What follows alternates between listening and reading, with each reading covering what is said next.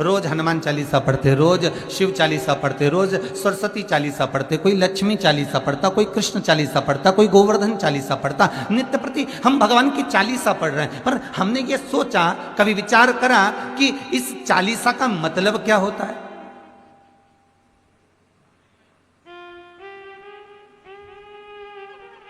बोलो रे भाई, चालीसा का मतलब क्या है? केवल 40 श्लोक, 40 लाइनें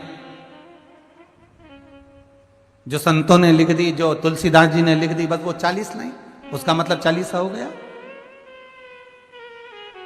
आस्था चैनल के माध्यम से जितने घर बैठकर कथा सुन रहे हो, फेसबुक यूट्यूब पर जितने लोग कथा को ऑनलाइन श्रवण कर रहे हैं, चालीसा का मतलब क्या है? खूब पढ़ रहे हो, जितने पढ़ रहे हो, जितने टीवी के सामने बैठे हो, जितने मोबाइल हाथ में लेकर कथा सुन रहे हो, और जितने यहां बैठकर सुन रहे हो, सब चालीसा पढ़ते हो। तो चालीसा का मतलब क्या है?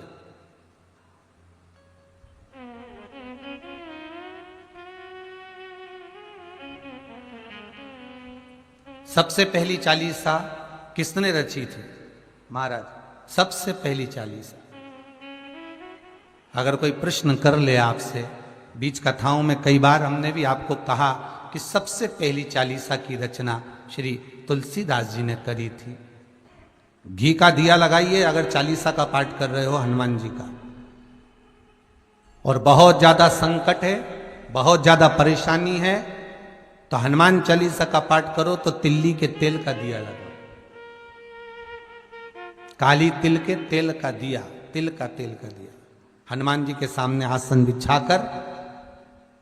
बहुत तकलीफ है तो 3 पाठ प्रतिदिन करो, और एक आसन से जितने समय, 9 बजे अगर आप बैठते हो पाठ करने तो 9 बजे ही बैठना। 11 दिन तक प्रतिदिन 3 पाठ रोज करो।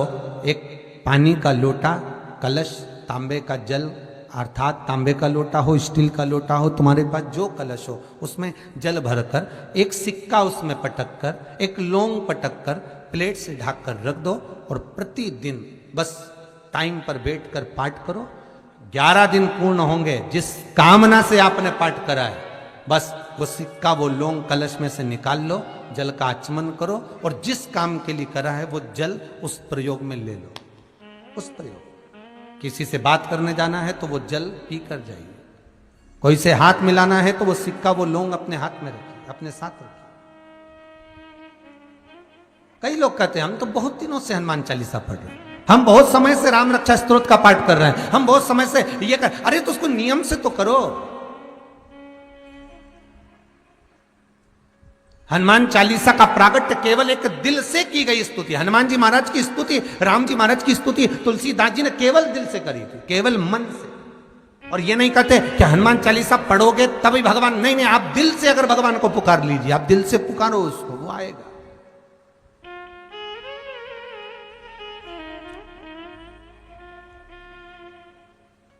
वो प्राप्त होगा हमारा और मिलेगा। उसके मिलन में देरी नहीं हो सकती महाराज, उसके मिलने में कोई चूक नहीं हो सकती, बस मन से पुकारो। जिस समय तुलसी बाबा के पास में एक स्त्री आकर रो दी,